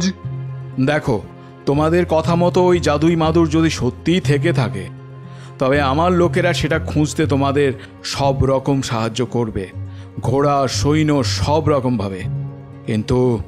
কিন্তু কি মহারাজ? কিন্তু ওই মাদুর খুঁজে পাওয়া গেলে সেটা কিন্তু হবে এই রাজ্যের সম্পত্তি, আর তোমাদের তাতে কোনো অধিকার থাকবে না। কিন্তু আমি এই কথা দিচ্ছি, তার বদলে তোমাদের দুজনকে আমি এত ধনরত্ন দেব যে তোমরা এই জন্মে শেষ করতে পারবে না। কিন্তু রাজি রাজি, আমরা রাজি মহারাজ। আমরা সব রকম ভাবে আপনাদের সাহায্য করব। উত্তম, অতি উত্তম। সুকণ্ঠ, তুমি ওদের সাথে যাবে, যা সাহায্য লাগবে সব পাবে। মহারাজ বিজুর কথা মতো পরদিন থেকেই সুকণ্ঠ কেষ্ট আর বিষ্টুকে নিয়ে যাত্রা শুরু করলো। মানচিত্র অনুযায়ী রাজ্যের পশ্চিম প্রান্ত থেকে সন্ধান শুরু হলো।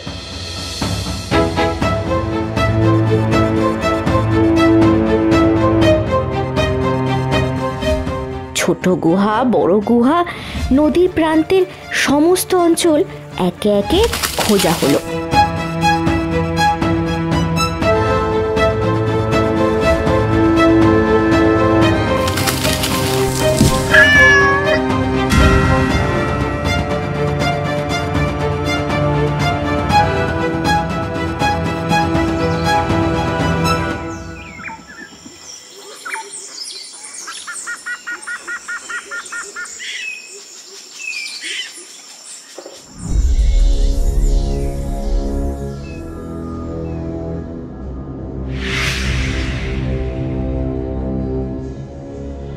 এইভাবে প্রায় একটা মাস কেটে গেল। আমরা পথে ঘাটে ঘুরছি, কিন্তু সেই মাদুর এখনো সেই দূরেই রয়ে গেল। সেটাই তো ভাবছি দাদা, আমরা 5 বছর ধরে সন্ধান করে চলেছি। এইবার ভেবেছিলাম হয়তো তার শেষ হবে, কিন্তু না, আরবি উপন্যাস কখনো মিথ্যে বলে না। ওই জাদুই মাদুর আছে, আর এই অঞ্চলেই আছে। দরকার শুধু সেই সঠিক জায়গাটা খুঁজে বের করার। কিন্তু সেই সঠিক জায়গা কোনটা বিষ্টু?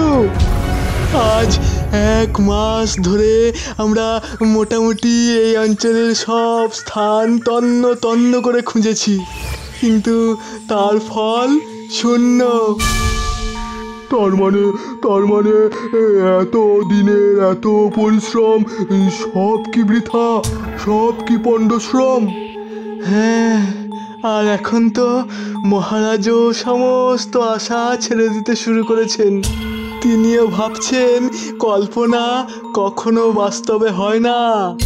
হয় দাদা হয়, ওই জাদুই মাদুর কল্পনা নয়, বাস্তব। আর আমার বেঁচে থাকার উদ্দেশ্য ওইটাই। এইভাবে কেটে গেল আরো একটা মাস। বিষ্টু বাদে সকলেই তখন আশা ছেড়ে দিয়েছে। সেদিন সকলে মিলে পৌঁছলো জঙ্গলের শেষ প্রান্তে একটা নির্জন স্থানে।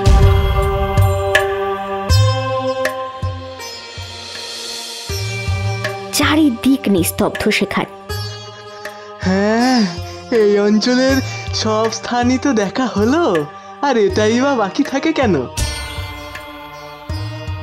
এমনিতেই মহারাজ আদেশ দিয়েছেন আর দিন দুয়েকের মধ্যে এই কাজ বন্ধ করতে হবে। আর চলে যাচ্ছে চলে যাচ্ছে চলে যাচ্ছে চলে যাচ্ছে।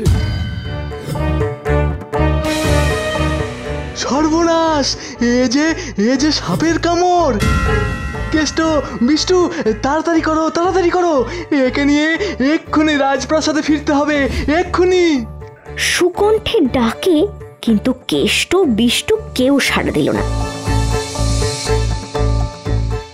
উল্টে বিষ্টুর মুখ থেকে এমন একটি শব্দ বেরোলো যেটা শুনে সুকণ্ঠ বিরক্ত হয়ে পিছনে তাকাতেই দেখল বিষ্টু গাছপালা সরিয়ে গিয়ে দাঁড়িয়েছে এক বিশাল গুহার সামনে। এই তো সেই গুহা। হ্যাঁ, এটাই তো এত বছর ধরে যেটার কথা শয়নে স্বপনে ভেবেছি, সেই গুহা পেয়েছি আমি। একটা মানুষ এখানে মরতে বসেছে আর তোমরা? আরে তাড়াতাড়ি এদিকে এসো, দেরি হলে আর বাঁচানো যাবে না। সেইটাই তো দরকার। এইরকম বড় বড় কর্মকাণ্ডে একাত্তা প্রাণ বলি দিতে হয়। দেখলেন না, এই সৈন্যের সাপে কামড়ানো মাত্রই আমরা এই গুহার সন্ধান পেলাম। হ্যাঁ, ছি ছি ছি ছি, তোমরা কি মানুষ? ছি! বাকি সৈন্যরা জঙ্গলের বাইরে আছে বলে, নইলে ওদের সাহায্য নিয়েই আমি একে নিয়ে যেতাম।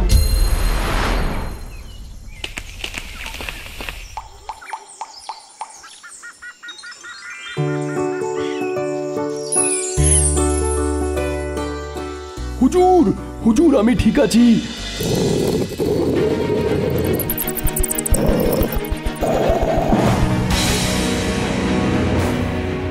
আপনি ওদের সাথে ভেতরে যান হুজুর, যান, দেরি করবেন না, তাড়াতাড়ি যান, তাড়াতাড়ি। সৈন্যের কথা শুনে আশ্বস্ত হয়ে সুকণ্ঠ মনে এক রাশ দ্বিধা আর দ্বন্দ্ব নিয়ে গুহার ভিতরে প্রবেশ করলো। এতদিন এই অঞ্চলে রয়েছে, কিন্তু এই গুহা কখনো দেখেনি সে। ঘন অন্ধকারে ঢাকা গুহার সমস্ত দেওয়াল, শ্যাওলা স্যাঁতস্যাঁতে গন্ধে ভরে রয়েছে চারদিক।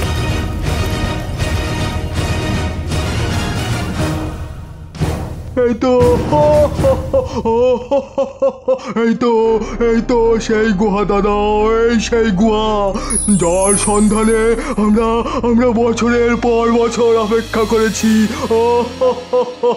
এই তো সেই গুহা।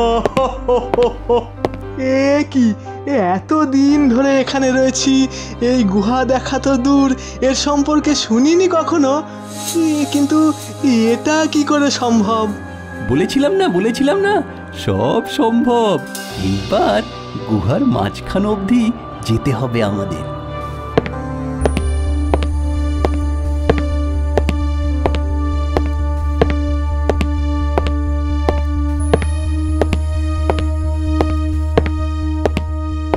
কি এই গুহার মধ্যে এইরকম একটা থাম কোথা থেকে এলো?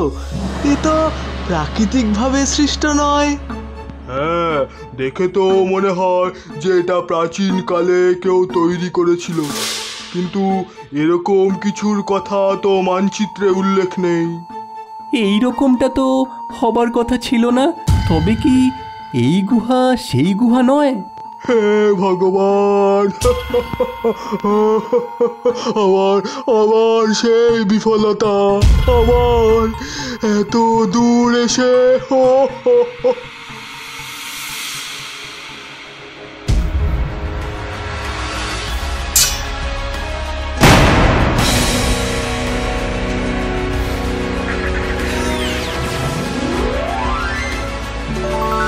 এই তো এই তো এই তো সেই মাদুর, এই তো সেই মাদুর, হ্যাঁ এই সেই মাদুর। বিষ্টু বিষ্টু দেখ দেখ, এই সেই মাদুর। ভাগ্যিস ভাগ্যিস সুকণ্ঠ দাদা বুঝেছিল, নইলে। একি আমাদের সাথে তো একজন সৈন্য ছিল না, এরা কোথা থেকে গুহার মধ্যে ঢুকলো? বিষ্টুর কথা শুনে সুকণ্ঠ আর কেষ্ট চমকে উঠে পেছনে ঘুরে তাকাতেই অবাক হয়ে দেখে সেখানে তো কেউ নেই। তবে যে বিষ্টু বলল, চকিতে কিছু একটা মাথায় আসতে সুকণ্ঠ তৎক্ষণাৎ পিছনে ফিরতে দেখলো ওই মাদুরে চড়ে বসেছে বিষ্টু। ভেলকির মতো নিমেষে শূন্যে উঠল ওই মাদুর। সুকণ্ঠ কিছু বলার আগেই বিষ্টু বলল, এই মাদুর আমার, আমার, এটা কাউকে দেব না আমি, কাউকে না, কাউকে না।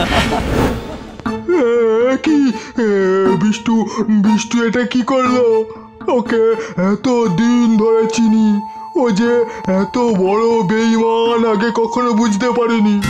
এসব কথা পরে হবে, আগে শিগগিরই চলো, ও এখনো বেশি দূর যায়নি।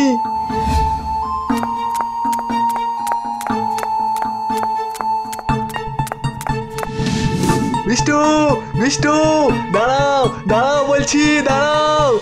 তুমি খুব বড় ভুল করছো বিষ্টু, এখনো সময় আছে, ফিরে এসো। এইসব ভয় অন্য কাউকে দেখিও দাদা, আমায় দেখিয়ে লাভ নেই।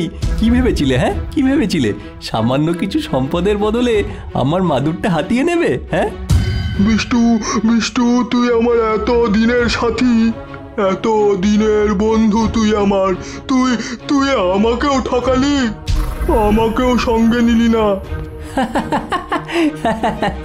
লাভের জায়গায় কোনো বন্ধু আত্মীয় হয় না ভাই।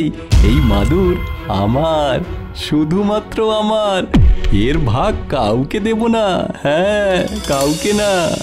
তুমি অন্যায় করছো, এর ফল ভালো হবে না বিষ্টু, পালিয়ে কোনো লাভ নেই, তোমায় যেখান থেকে হোক আমি খুঁজে বার করব। তাই নাকি, তাই নাকি? তবে তাই করো, আমায় খুঁজতে একটা কেন 7 জন্ম কেটে যাবে তোমার। চললাম চললাম, যদি কখনো সন্ধান পাও দেখা হবে। শয়তান, বজ্জাত, বেঈমান, এতদিনের বন্ধুত্বের এই মর্যাদা দিল বিষ্টু। এবার এবার মহারাজকে আমি কি মুখ দেখাবো? কত ভরসা করে মহারাজ আমাকে এই দায়িত্ব দিয়েছিলেন, কিন্তু কিন্তু আমি, ছি ছি ছি ছি ছি ছি, লজ্জায় মাথা হেঁট হয়ে যাচ্ছে আমার।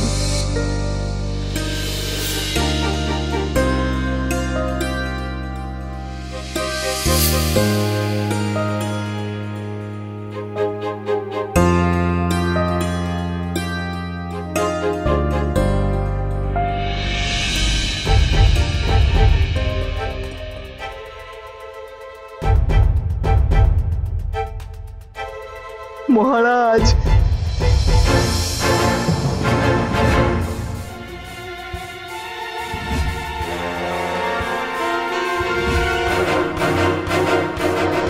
মহারাজ যা হয়েছে তার সমস্ত দায় আমার মহারাজ। আমি ঘূর্ণাক্ষরেও বুঝতে পারিনি যে বিষ্টু এতদিন ধরে আমাদের সাথে ছিল, সে আজ এরকম করবে।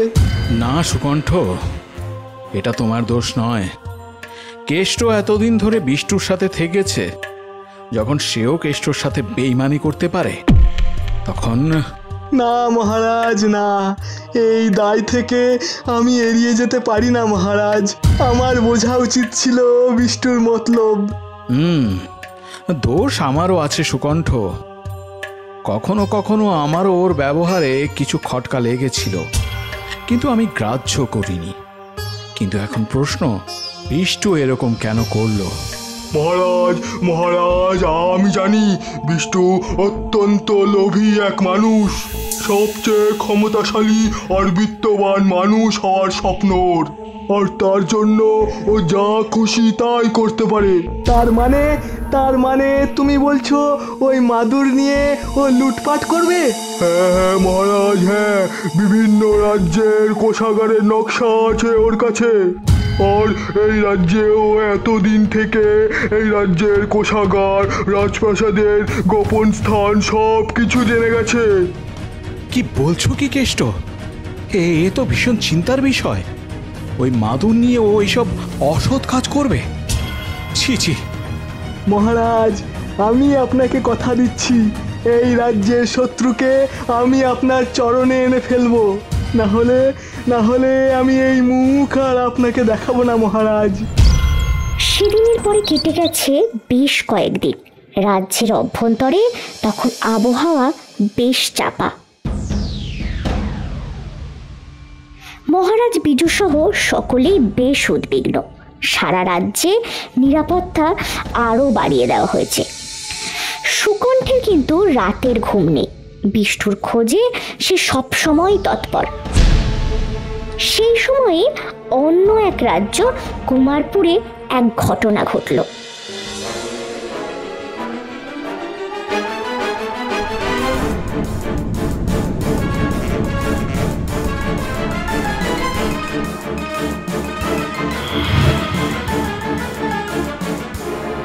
সারা রাজপ্রাসাদ ঘুমিয়ে আচ্ছন্ন। এই তো সেরা সুযোগ। বোতলের এই তরল তালাতে ঢালতেই সেটা গলে যাবে, আর আমি সহজে ঢুকে যাব। বোতলের তরল তালার মধ্যে ঢালতেই সেটি চোখের নিমেষে গলে খুলে গেল, আর খুব সন্তর্পণে বিষ্ণু কোষাগারের মধ্যে ঢুকে গেল। আর ভেতরে ঢুকতেই তার চোখ ঝলসে গেল।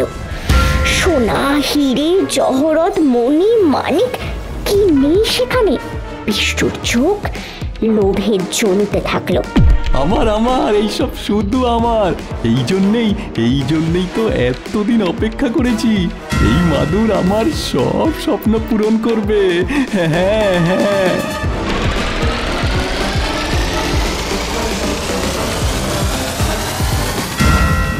আমার এই সব আমার। সব নিয়ে যাব আমি, সব নিয়ে যাব, সব নিয়ে যাব, সব। কে ওখানে? কে? চোর! কোষাগারে চোর ঢুকেছে। কে কোথায় আছো? চোর! সৈন্যকে দেখে প্রথমে বিষ্ণু একটু ঘাবড়ে গেল, নিমেষেই নিজেকে সামলে নেয় আর পরিকল্পনা মতোই নিজের জাদুই মাদুরে চড়ে বসে। সঙ্গে সঙ্গে বিশাল থলিটাও নিয়ে নেয়, যার মধ্যে তখন ভর্তি চুরির জিনিস। বিষ্ণু উঠে বসতেই মাদুর সকলের চোখের সামনে শো করে উঠতে শুরু করে, আর মহলের দরজা দিয়ে বেরিয়ে কোথায় যেন উধাও হয়ে যায়। এই পালালো, ধরো, পালালো। এই পালালো, ধরো। পাবে না, কেউ আমার নাগাল পাবে না। সারা দেশের সব সম্পদ এইভাবে আমার দখলে হবে। হ্যাঁ, আমার দখলে। হ্যাঁ।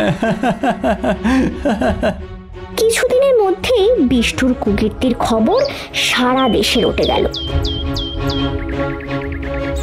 একজন ব্যক্তি একটি উড়ন্ত মাদুরে করে এসে রাজ্যের কোষাগার লুণ্ঠন করছে।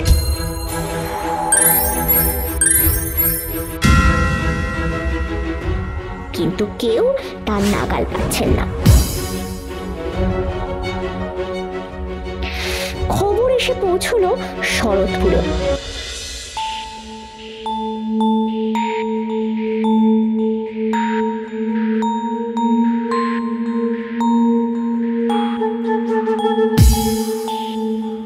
সুতোপার কানে এই খবর আসতেই তিনি মুক্তমালার কক্ষে গিয়ে বললেন, কিছুদিনের জন্য মহারাজ রাজ্যে নেই, তার মধ্যে এত বড় অঘটন ঘটিয়ে দিল বিজু। মা, এটা বিজুর কি দোষ? ও কি করবে? কেন? ও না মহারাজ? রাজ্যের ভালো কিছু হলে সেটার প্রশংসা যেমন কুড়িয়েছে, সেরকম খারাপের দায়ও ওরই। কিন্তু মা, তুমি বুঝতে পারছো না। বুঝতে আমি না, তুই পারছিস না, আর না তোর বাবা পেরেছিল। কোনো সাধারণ বেদিনীর ছেলে তার রাজকার্য হয় না। কই, এতদিন মহারাজ এই রাজ্য সামলেছেন, এরকম অঘটন তো কখনো ঘটেনি। মা, যেটা জানো না সেটা নিয়ে কথা বলো না তুমি। বিজু এই রাজ্যের মহারাজ, সেটা ভুলে যেও না। হ্যাঁ, যখন আশেপাশের রাজ্যের রাজা জানতে পারবে তাদের কোষাগার লুণ্ঠন করেছে যে সে এই রাজ্য থেকেই গিয়েছিল, তখন যুদ্ধ ঘোষণা করতে ওরা দেরি করবেন না, এটা মনে রেখো। শরৎপুরের রাজপ্রাসাদে তখন রাত নেমেছে। একে একে মহলের সব আলো নিভে আসছে, সৈন্যরাও ঘুমে ঢুলছে। তখনও কিন্তু সুকণ্ঠের চোখ সতর্ক দৃষ্টিতে জেগে রয়েছে আর প্রাসাদের বাইরে ঘোরাফেরা করছে। হঠাৎই একটি লোককে রাজপ্রাসাদের সামনে এগিয়ে আসতে দেখি সুকণ্ঠ তাকে পিছন দিয়ে সে জাপটে ধরতেই সে চিৎকার করে উঠল, বাঁচাও বাঁচাও, ছাড়ো আমায়, ছাড়ো ছাড়ো, ছাড়ো আমায়, ছাড়ো, বাঁচাও বাঁচাও। ছাড়বো তো তখন যখন তোমার পরিচয় আমি জানতে পারবো। অনেক দিন ধরে তককে তককে ছিলাম, আজ তোমায় বাগে পেয়েছি। এবার বলো তো কে কে তুমি, বলো। আমি আমি আমি ও গুপ্তচর তুমি, তাই তো?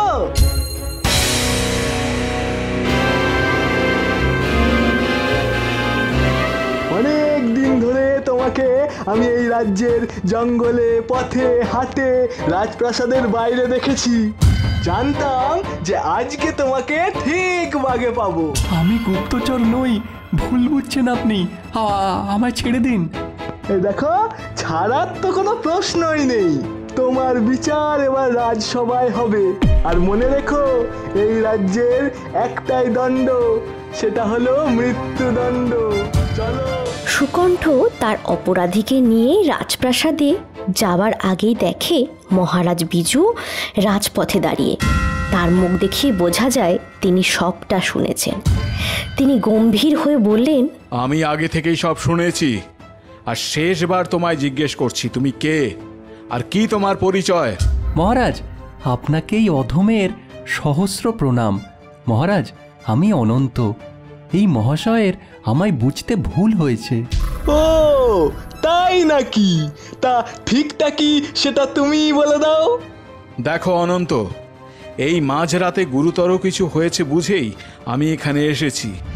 আমি অন্তিমবার তোমায় নিজের পরিচয় দিতে বলছি। মহারাজ, নিজের পরিচয় উন্মোচন করার স্বাধীনতা আমার ছিল না, কিন্তু বাধ্য হয়ে জানাতে হচ্ছে। আমি সুবর্ণনগরের মহারাজ প্রতাপ সিংহের দূত। তার আদেশেই আমি এখানে এসেছি।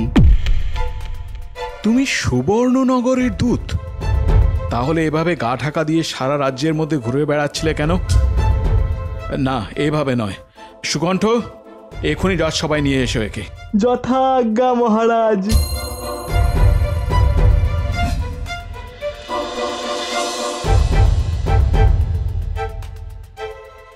দূত নিজের বক্তব্য রাজসভায় পেশ করে, এভাবে রাস্তাঘাটে ঘুরে নজর রাখে না। সত্যি করে বলো তো তুমি কে? মহারাজ, আমাদের মহারাজের এটাই আদেশ ছিল। মহারাজ প্রতাপ সিংহ আপনার রাজ্যের বিরুদ্ধে যুদ্ধ ঘোষণা করতে চায়। যুদ্ধ? কি বলছো তুমি? কিন্তু কেন? সুবর্ণনগরের বিরুদ্ধে তো আমরা কিছুই করিনি।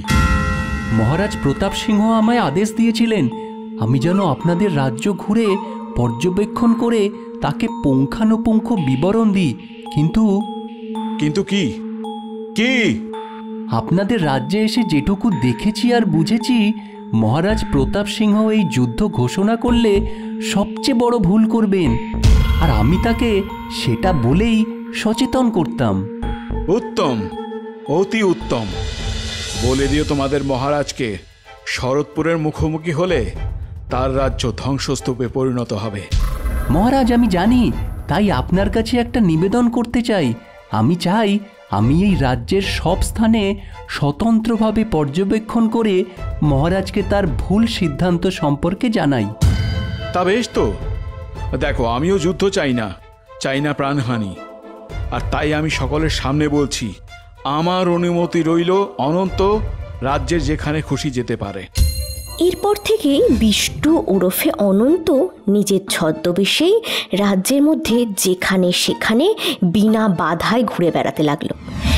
এতটাই নিপুণ তার ছদ্মবেশ ও আচরণ ছিল যে কেউ তার আসল পরিচয় বুঝতে পারল না। সুকণ্ঠের কিন্তু মনে শান্তি নাই, কি যেন খটকা তাকে তাড়িয়ে বেড়াচ্ছে।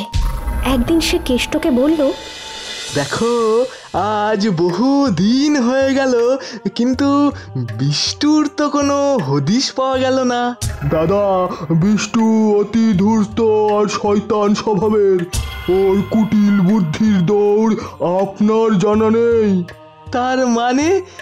তার মানে কি ও আমাদের সকলের চেয়ে বুদ্ধিতে এগিয়ে আছে?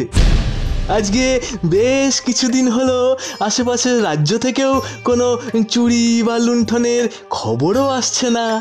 দেখুন কোথায় গিয়ে গা ঢাকা দিয়ে আছে শয়তানটা, ঠিক যেন নেকড়ের মতো সুযোগ পেলেই শিকারে থাবা বসাবে। কি কি কি কি কি কি বললে তুমি কেষ্ট? ছদ্মবেশে?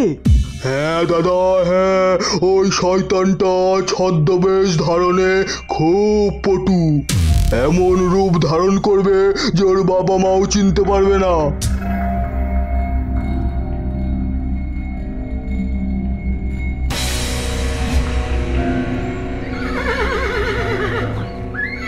অনেক তো হলো ঘোরাফেরা, এবার হবে আসল সারা। আমার শেষ কাজের সাথী তুই হবি। আগেরবার সর্বনাশ হতে গিয়ে বেঁচেছি। লুট করে ফেরার সময় সৈন্যরা তীরের ফলায় আগুন ধরিয়ে এমনভাবে ছুটতে শুরু করলো, আর একটু হলেই মাদুরটা জ্বলে যেত। এবার আর সে ভুল হবে না। এই ঘোড়ার পিঠে থাকবে মাদুরটা। রাজ্যের কোষাগারে সমস্ত অলিগলি দেখে নিয়েছি। লুট করেই সোজা ঘোড়ায় চড়ে বসবো। রাজ্য থেকে কিছু দূর গিয়ে তারপর মাদুরের ব্যবহার হবে। ব্যাস, কেল্লা ফতে। পরিকল্পনা মতোই রাত গভীর হতেই বিষ্টু চুপিসারে নিজের কক্ষ থেকে বেরিয়ে রাজকোষের দিকে এগোতে থাকলো। অমাবস্যার রাত, চারিদিকে ঘুটঘুটে অন্ধকার আর চারিদিক নিঝুম।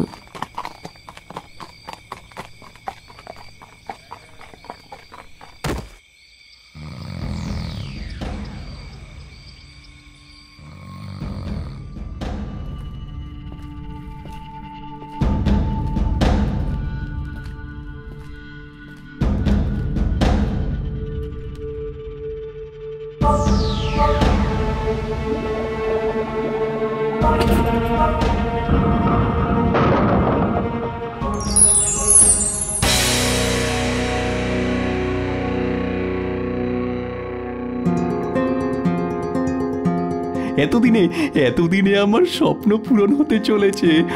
আহা,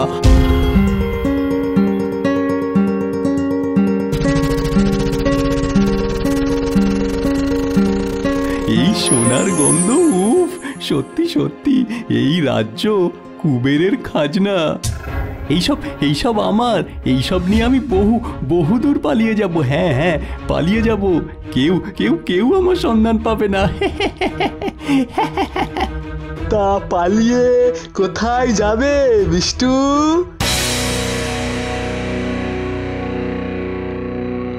তা বিষ্টু বলবো নাকি দূত অনন্ত?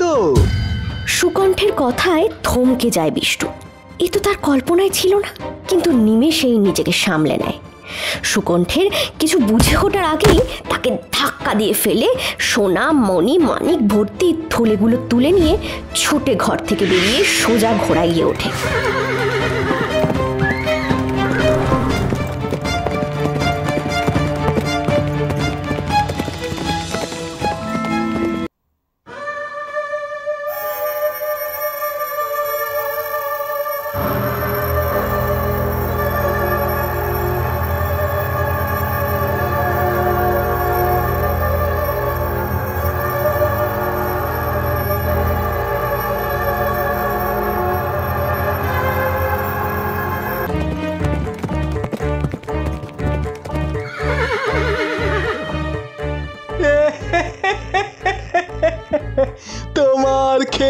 খতম বিষ্টু, তোমার খেল খতম।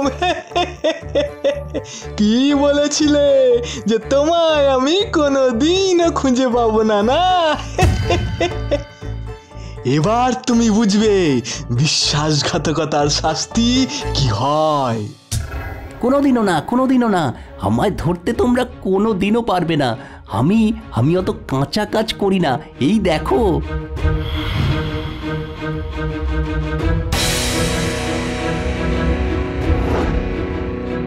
শুধু তুমি একা চালাক নাও বিষ্টু। সৈন্যদল আক্রমণ!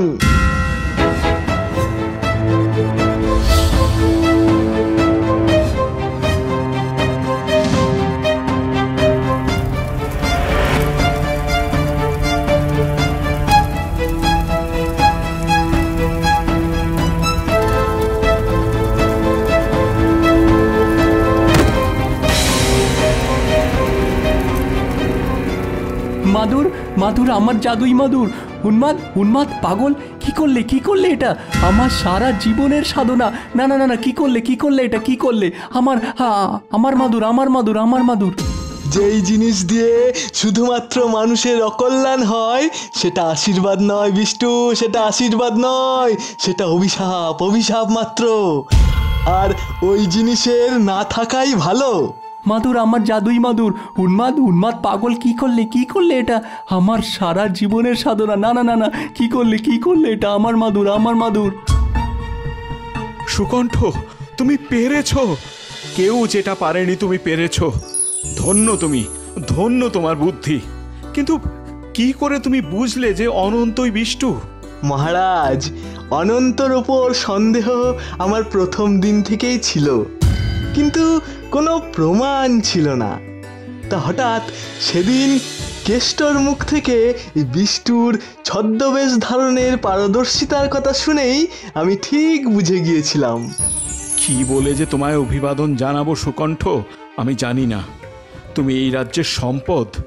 তোমার জন্যে আজ শুধু এই রাজ্য নয়, সব রাজ্য বিপদমুক্ত হলো।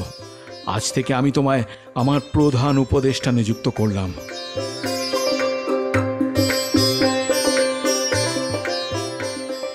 সুকণ্ঠ, দাঁড়াও, তোমায় কিছু বলার আছে। বলুন মহারানী। তা আপনি কেন আবার এলেন? আমাকে ডাক দিলেই পারতেন, আমি চলে যেতাম। না সুকণ্ঠ, তুমি এই রাজ্যের জন্য, আমাদের জন্য যা করেছো তার জন্য যতটা বলা যায় ততই কম। তোমার জন্য মহারাজের সম্মান রক্ষা হয়েছে। আমি ধন্য মহারানী, রাজ্যের সেবায় যোগদান রাখতে পেরে। ধন্যবাদ দিয়ে আমাকে আর ছোট করবেন না। না সুকণ্ঠ, মহলের অনেকেই মহারাজের উপর আঙুল তুলেছিল, কিন্তু তোমার জন্য সেই সব অভিযোগ থেকে আজকে সে মুক্তি পেয়েছে। তুমি সত্যিই বীর আর রাজ্যের সম্পদ। অসংখ্য অসংখ্য ধন্যবাদ মহারানী, আমাকে এতটা সম্মান দেওয়ার জন্য অসংখ্য ধন্যবাদ। মুক্তমালা হেসে অন্তর্মহলে চলে যায়, কিন্তু সুকণ্ঠের মনে রয়ে যায় এক অনির্বচনীয় স্নিগ্ধতার রেশ, যার কারণ সে নিজেও বুঝে উঠতে পারে না।